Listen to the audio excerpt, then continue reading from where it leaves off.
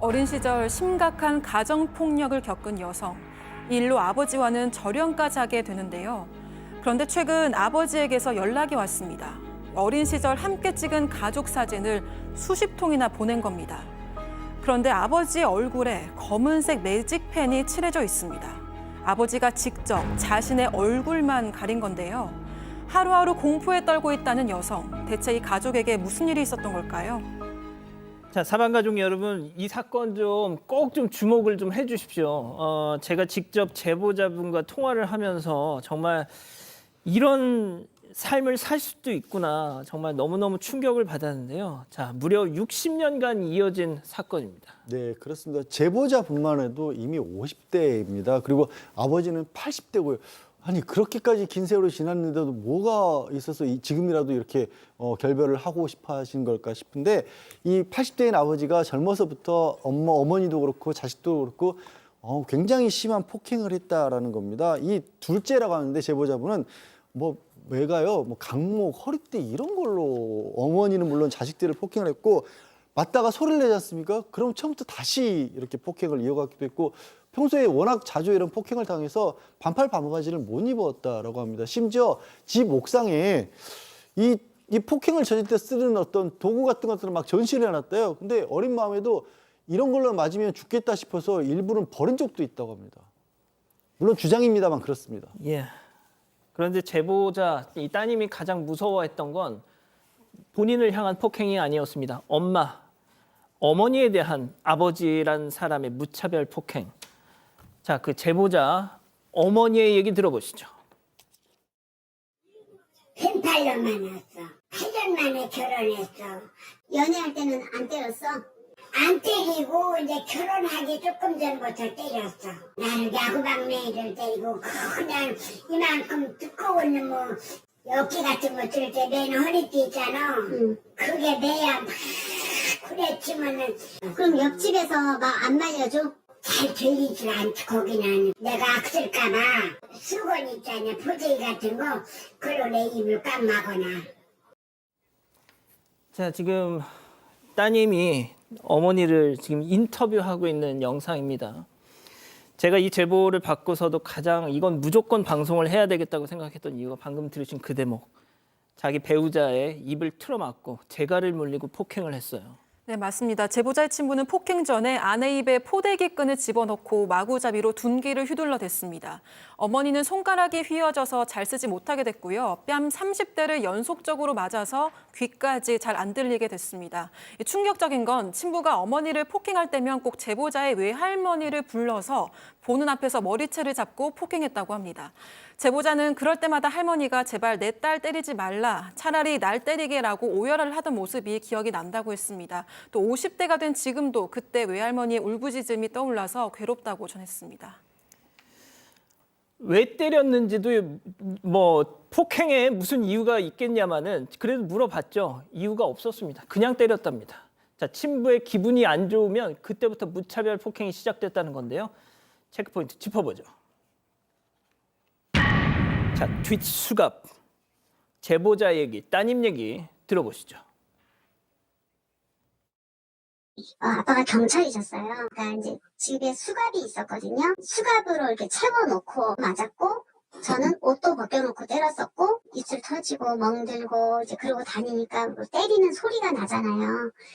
동네에서 유명했었어요, 저희 집이. 그리고 경찰이 몇 번 저희 집에 왔었는데, 그랬더니 나 여기 시경 어디에 근무하는데 당신들 가정사니까 가라 그러면 가더라고요. 그때는 경찰이 다 갔어요. 네, 좀 조용히 집안일 잘 해결하세요. 그러고 다 가버려요. 그래서 아저씨 여기 사람 죽으면 책임질 거냐고 막 울어도 그냥 가버려요. 자, 교수님, 친부가 서울 시경에 있었다고 해요. 예, 전직 경찰입니다. 예, 네? 경찰이라고 들었습니다.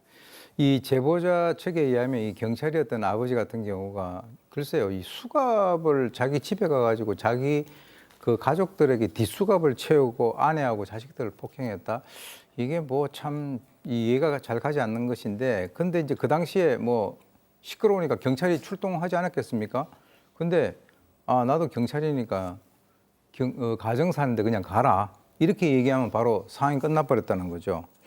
글쎄요, 한 50년 전 정도 됐다라고 하니까 뭐 그 당시는 그렇게 꼭 경찰이 아니라 하더라도 이 경찰이 가정 폭력을 바라보는 그 시각 자체가 인식이 없었기 때문에 예. 아, 좀 시끄럽지 않게 좀 이렇게 조용히 하세요. 뭐 이렇게 하고 가던 시절이었습니다.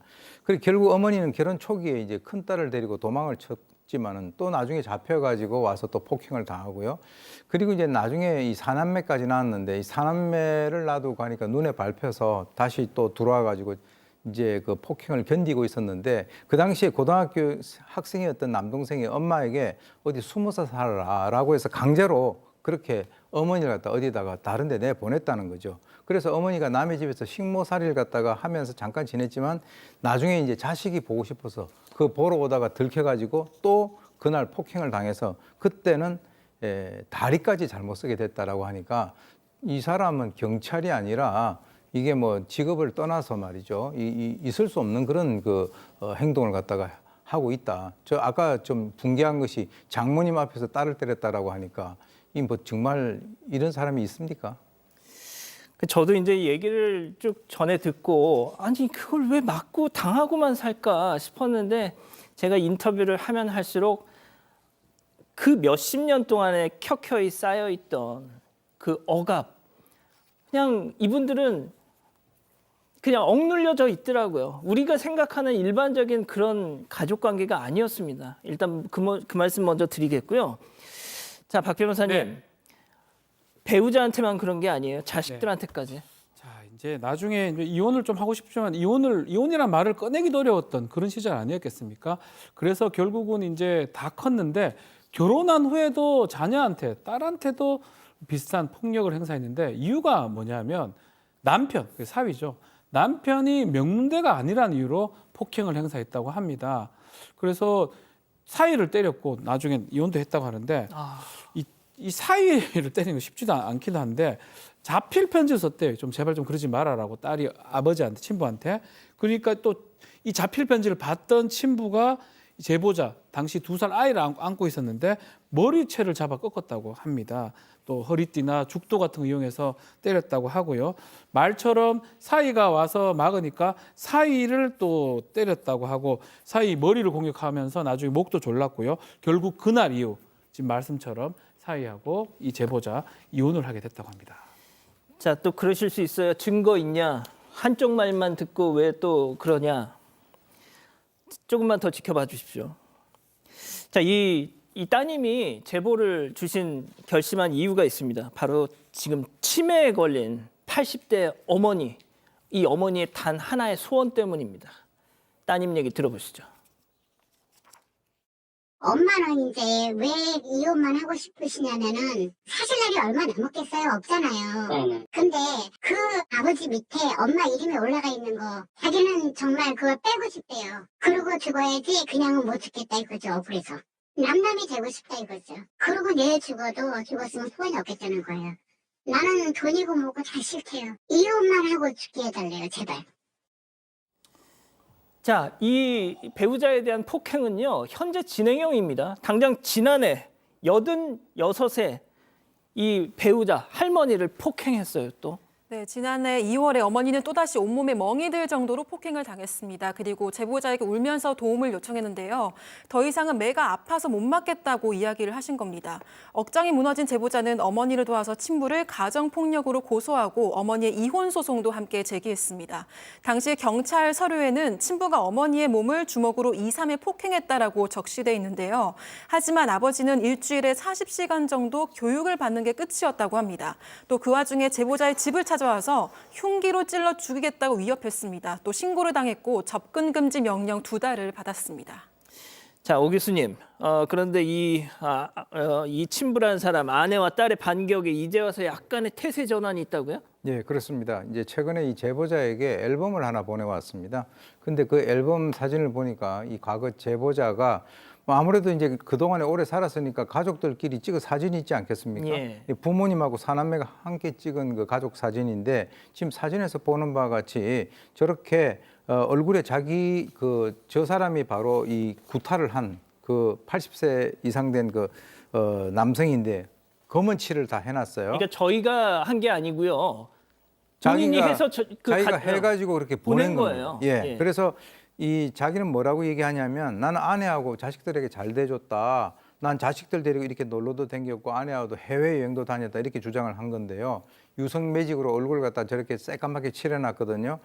저걸 보게 되면 결과적으로 상당히 섬찟한 느낌을 갖다가 받을 수밖에 없는데 그럼 왜 저런 행동을 했을까라고 하는 것이 궁금하지 않습니까? 예. 그래서 뭔가 저런 행동을 한 이면에는 어떤 그 이유가 있을 텐데 일단 나머지 사람들하고 자신을 갖다 차별화하는 그런 것도 있고요.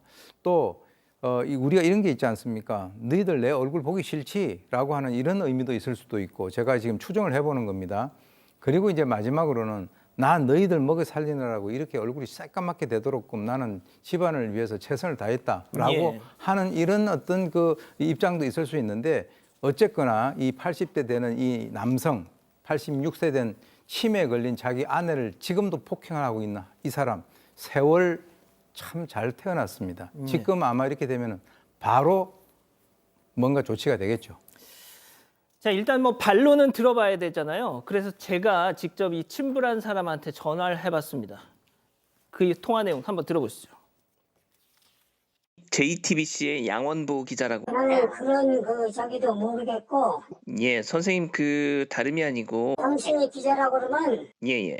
내 조카도 본부장이야, 보도본부장. 예, 뭐 그건 저랑 상관없는 그런데 일이고요. 그 선생님 잠깐만. 아내분 폭행하셨잖아요. 폭행은 뭐저고 당신하고 무슨 상관이야? 아니, 전화 근데- 끊으라고 그랬어. 시경에서 뭐 과거에 근무하신 이런 이런 새끼가 말하는데 저희가 제보를 받았습니다. 끊으라면 끊어. 새끼야. 제가 지금 20년 차 기자인데요, 양 변호사님. 20년 동안 기자 일하면서 취재원한테 저런 대한민국에 있는 쌍욕을 다 듣기는 처음이었습니다. 진짜. 두 가지가 바로 걸리네. 지금 말씀하신 것처럼 그렇게 험한 욕설을 아주 너무 당연하다는 듯이 저는 저 퍼붓고 통화를 끝내고 예. 이거는 그냥 사실이다라고 저는 그렇게 평소 어떤 태도인지를 단적으로 보여주고 있고 두 번째는 기자란 얘기 듣자마자 본인의 조카가 무슨 어디 본부장 그러니까 어떻게든 권위로 상대방을 찍어 누르려는 게 그게 저랑 무슨 상관이에요? 그래도 저기서 드러나는 거 상대방을 무조건 아랫사람으로 만들어야만 하는 그런 게 드러나는 게 아닌가 그런 싶은 상황이고요. 이혼 소송 진행 중입니다. 이미 이혼 조정 과정도 거쳤다고 하는데 아까 뭐 경찰에 신고한 내용도 있고 성년인 자녀들이 이 소송에서도 증인으로 나설 거기 때문에 이혼을 하실 수 있을 것 같아요. 근데 그 과정조차도 평탄치는 않아요. 저 법정에서 절대로 자기는 뭐 호적에 빨간 줄 가는 거 자존심 상해서 못하겠다.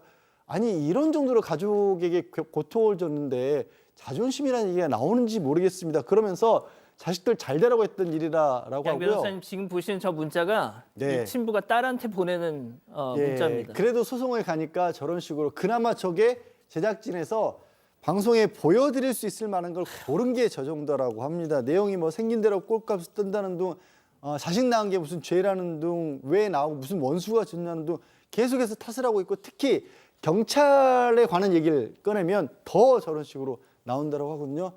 저 어머님 정말 말년 어느 정도의 기간이 될지 모르겠지만 말년이라도 평온하게 좀 보내주셨으면 좋겠습니다. 저희가 이 방송을 하기로 결정한 이유가 있습니다. 저 어머님하고 따님을 지켜드리기 위해서입니다. 이렇게 뭐가 됐든 공론화를 시켜놔야 저 사람의 사족을 묶어놓을 수 있다는 판단이 들었기 때문이죠.